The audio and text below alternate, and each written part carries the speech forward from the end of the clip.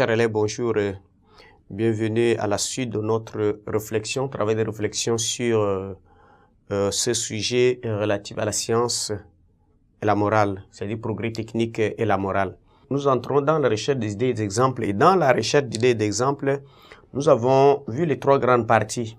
Les conséquences positives du progrès technique, les dangers en deuxième partie et troisième, comment concilier les deux. Et donc, nous avons déjà abordé les conséquences positives du progrès technique. Et aujourd'hui, pendant cette séquence, nous verrons les dangers, donc en deuxième partie. Quand on parle de dangers ici, il faut comprendre, on ne parle pas des inconvénients, mais on parle de dangers, on présente danger pour qu'on comprenne. On dit bien que la science, le progrès, disons, technique, présente de nombreux avantages.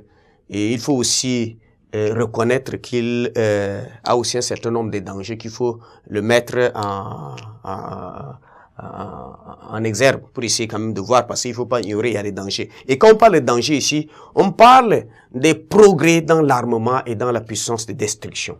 Voilà, c'est ça ce qu'on prend comme danger. On parle d'abord progrès dans l'armement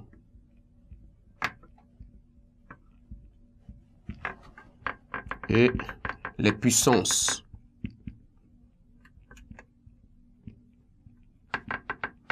de destruction.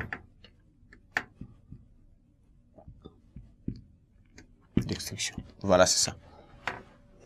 Voilà ça, la puissance de destruction. C'est ce que vous devez comprendre, parce que, vous voyez, aujourd'hui, sans armement, on ne peut pas parler de danger, on peut parler des inconvénients et des choses qui peuvent être même moindres.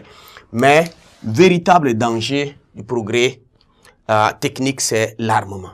Vous voyez ça, c'est l'armement. Aujourd'hui, on parle, d'abord ça commence quand, à partir de l'autre, la bombe atomique, déjà, on commence par remettre un peu en cause le progrès scientifique. Vous savez, progrès technique. Vous savez, la bombe atomique qu'ils ont larguée à l'autre, à Hiroshima et Nagasaki, qui a détruit complètement deux grandes villes.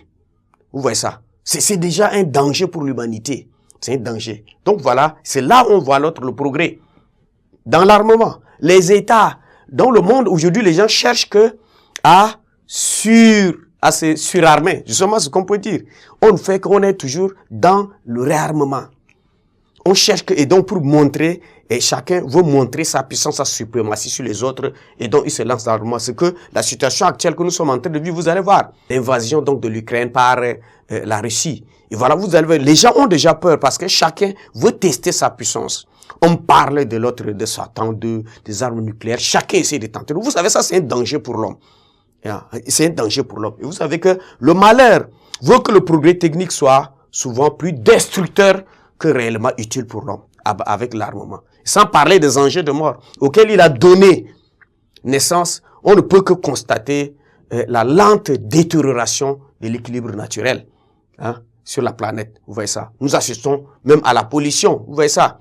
Par des émanations industrielles et les gaz d'échappement. Voilà tout ce que vous voyez. La découverte aussi de la radioactive et de l'énergie nucléaire.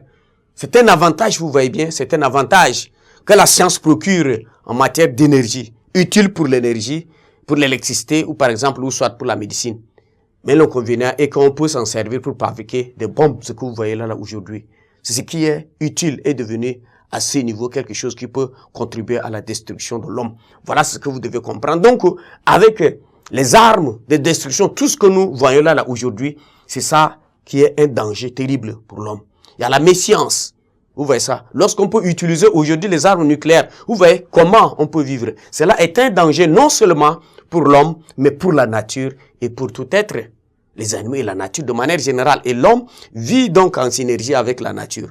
Et donc tout ce que l'homme fait à ce niveau, il ne sait pas de pouvoir canaliser, essayer de voir. Et donc le danger, ou soit l'aspect, la morale s'est retirée, effectivement, s'est écartée vraiment, effectivement, lorsqu'on entre dans l'armement. Vous voyez ça. Quel est le but des armes? Les armes, c'est pas pour tuer des personnes, des animaux, mais c'est pour des personnes. Vous voyez. Un être humain, là, vous voyez des armes de destruction, des chars, des armes, comme on dit, Satan, des missiles qu'on fait pour tirer que sur l'homme. Vous voyez, donc c'est l'intérêt personnel de l'homme qui le pousse jusqu'à ce niveau. Et donc voilà, c'est ce que ces dangers-là, nous devons essayer quand même de mettre l'accent là-dessus pour amener à comprendre que effectivement la morale s'est un peu écartée à ce niveau. C'est pourquoi nous sommes là. Mais sinon, qu'est-ce qu'on peut trouver en détruisant l'humanité?